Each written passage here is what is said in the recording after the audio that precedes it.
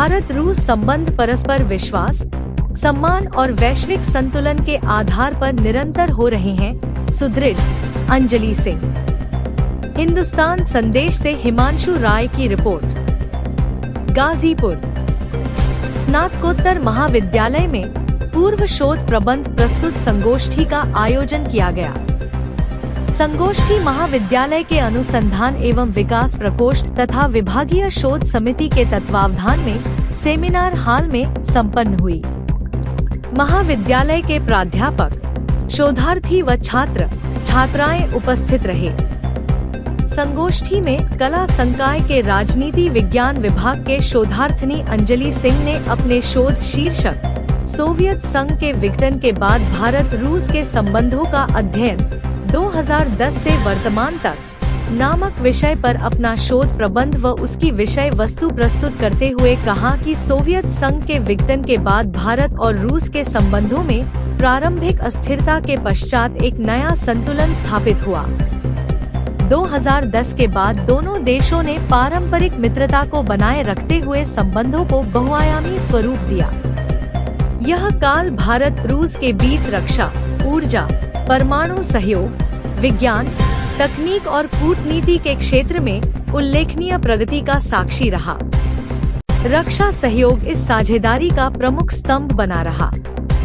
भारत ने रूस से S-400 वायु रक्षा प्रणाली, सुखोई व मिग लड़ाकू विमान तथा टैंक जैसे उपकरण प्राप्त किए। ब्रह्मोस मिसाइल परियोजना दोनों देशों के तकनीकी सहयोग का उत्कृष्ट उदाहरण बनी। इसके साथ ही परमाणु ऊर्जा क्षेत्र में कुडनकुलम परमाणु संयंत्र जैसे प्रोजेक्टों ने सहयोग को नई दिशा दी। 2014 के बाद जब वैश्विक परिदृश्य में पश्चिमी देशों के साथ रूस के संबंध तनावपूर्ण हुए, तब भी भारत ने संतुलित विदेश नीति अपनाई। 2022 के रूस यूक्रेन युद्ध के दौरान भारत ने रणनीतिक स्वायत्तता का परिचय देते हुए किसी पक्ष का खुला समर्थन न करके अपने राष्ट्रीय हितों को प्राथमिकता दी। इसी काल में रूस भारत के लिए सस्ती ऊर्जा का प्रमुख स्रोत बन गया, जिससे आर्थिक सहयोग में नई गति आई। वर्तमान समय में दोनों देश ब्रिक्स, SCO और G20 जैसे बहुपक्षीय मंचों पर घनिष्ठ सहयोग कर रहे हैं। हालांकि आर्थिक और व्यापारिक विविधीकरण की आवश्यकता बनी हुई है, फिर भी भारत रूस संबंध परस्पर विश्वास, सम्मान और वैश्विक संतुलन के आधार पर निरंतर सशक्त हो रहे हैं। प्रस्तुतिकरण के बाद विभागीय शोध समिति, अनुसंधान एवं विकास प्रकोष्ठ व प्राध्यापकों तथा शोधार्थियों द्वारा शोध पर विभिन्न प्रकार के प्रश्न पूछे गए, जिनका शोधार्थिनी अंजलि सिंह ने संतुष्टिपूर्ण एवं उचित उत्तर दिया। समिति एवं महाविद्यालय के प्राचार्य डॉक्टर राघवेंद्र कुमार पांडे ने शोध प्रबंध को विश्वविद्यालय में जमा करने की संस्तुति प्रदान किया। संगोष्ठी में महाविद्यालय के प्राचार्य प्रोफेसर डॉक्टर राघवेंद्र कुमार पांडे, अनुसंधान एवं विकास प्रकोष्ठ के संयोजक डॉक्टर जी सिंह, शोध निर्देशक एवं विभागाध्यक्ष, राजनीति विज्ञान विभाग professor doctor Sunil Kumar, doctor Mohammad Abid Ansari, doctor Anand Singh, professor doctor Arun Kumar Yadav, professor doctor Ram Dulare, doctor Ravishekhar Singh, doctor Satyendra Nath Singh, doctor SK Shukla, doctor Sushil Kumar Singh, doctor Rakesh Verma, doctor Pratima Singh, doctor Ravishankar Singh, doctor Sanjay Chaturvedi, doctor Premanand Yadav, doctor Kamlesh, Shyam Sundar, Shoaib Ahmad और महाविद्यालय के प्राध्यापकगण तथा शोधार्थी आदि उपस्थित रहे। अंत में शोध निर्देशक एवं विभागाध्यक्ष राजनीति विज्ञान विभाग प्रोफेसर डॉक्टर सुनील कुमार ने सभी का आभार व्यक्त किया। संचालन अनुसंधान एवं विकास प्रकोष्ठ के संयोजक प्रोफेसर डॉक्टर जी सिंह ने किया।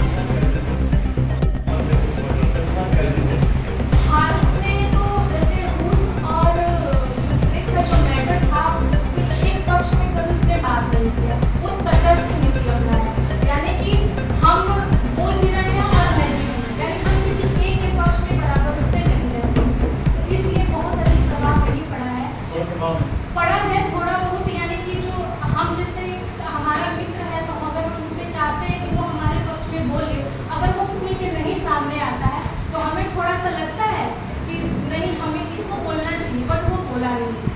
क्या भारत जो है यूक्रेन का समर्थन नहीं कर रहा है?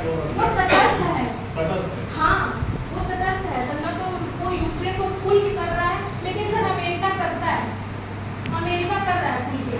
अमेरिका ने हथियार भी दिए, हर चीजें आज भी है। तो जितने भी गोला बारूद कुछ भी चीजें हैं सर, अमेरिका खुल के मदद करता है। तो ये एक बात हमारा है जी भारत और रूस के रक्षा संसाधन में क्या अंतर है? यानी कि सर रक्षा संसाधन रक्षा बोलो बोलो वहीं से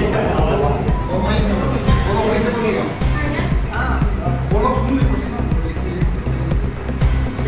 रक्षा मतलब कि हम रूस के थोड़ा सा पहले दृष्टि पे आते हैं। यानी कि जब रूस को आज़ादी मिली थी 1947 रक्षा संसाधन भारत और रूस के क्या है? क्योंकि सर जब द्वितीय विश्व युद्ध चल रहा था तब से उसने रक्षा पर ही बहुत अधिक ध्यान दिया सर। और क्या है कि भारत क्या था कि उस समय अंग्रेजों से पीड़ित था, वो उसने अपनी आज़ादी को सर ध्यान रखा। और उसने क्या किया कि जब द्वितीय विश्व युद्ध था तब दुनिया में दो ध्रुवीय राष्ट्र थे, जैसा कि सर ने बताया था। तो उसमें फिर वो उन चीज़ों आर्थिक चीज़ों पर ना ध्यान देके सबसे अधिक सर उसके रक्षा ही क्षेत्र में ध्यान दिया। वर्तमान क्या है? वर्तमान में सर वो एक तरह से माने तो अमेरिका से बहुत आगे है रक्षा के क्षेत्र में। रक्षा के सर जैसे कि उसके पास मिसाइलें जो है, जैसे कि उसने अभी कुछ देर पहले इसने सर S-400 हमें दिया, जो कि आज भारत और पाकिस्तान से जो युद्ध हुआ है उसमें काफी हद तक सर हमें मदद मिल पाया है। वेरी गुड, बहुत अच्छा जवाब दिया। एक पॉइंट हम बताते हैं कि रक्षा कोई भी जितने भी मिसाइल है या एयरक्राफ्ट है एक एक पार्ट को स्वयं बता हाँ हाँ सर ये तो है। भारत ऐसा नहीं नहीं करता करता है। भारत या तो रूस से लेगा हाँ। या अलग अलग लेकर असेंबल करेगा हाँ हाँ सर ये दोनों अंतर है। हाँ हाँ सर ये सर मेरा सवाल है ब्रिक्स क्या है? ब्रिक्स ये मैं 2006 में ठीक है। ब्रिक्स इसमें पहले तो 5 देश 6 देश थे। अब उसमें क्या है कि 2010 ठीक है आप बोलिए ब्रिक्स में मैं ब्राजील है और इंडिया है और रसिया है और वो 2010 में दक्षिण अफ्रीका साउथ अफ्रीका आया 2010 में सर। इसमें सिर्फ यही है कि आर्थिक और क्योंकि ये सबसे भारत है मैम, तो वो क्या हुआ कि जब यानी कि जब हमें आज़ादी मिली उसके बाद सबसे अधिक साथ दिया हमारा रूस ने ही। और आज भी मैम वो साथ दे रहा है, हर तरह से दे रहा है। लेकिन हम क्या है कि अभी हमारा जो माइंड सेट है वो भी सही नहीं हो पा रहा है। क्योंकि अगर हम रूस के पक्ष में बहुत अधिक जा रहे हैं तो अमेरिका नाराज हो जाता है, होता है ना मैम। तो ये अगर हम अमेरिका के पक्ष में जाते हैं तो रूस नाराज हो जाता है। अब जब रूस नाराज हो गया तो चीन के पक्ष में चला जाएगा। और चीन मैम यही चाहता है। अमेरिका जो है ब्रिक्स के किस नीति के कारण अमेरिका भविष्य में वर्तमान इस कारण अमेरिका ब्रिक्स क्योंकि के देशों पर प्रतिबंध लगाना चाहता है। क्या कारण? सर वो सोचता है कि आज का मतलब आज का जो समय है हम एक पक्षी यानी एक ध्रुवीय राष्ट्र बन के रहना चाहते हैं। उसको ये नहीं पता है कि किसी का आर्थिक विकास हो, किसी का राजनीतिक विकास हो, किसी का रक्षा विकास हो। तो इसलिए सर वो वैश्विक मंच पे रूस पे तो ब्रिक्स के हमेशा देशों ने एक आर्थिक नीति तैयार की आर्थिक है तैयारी कि हम अपने देश के हम एक अपना करेंसी जो है विकसित करेंगे और हम अपना लेन देन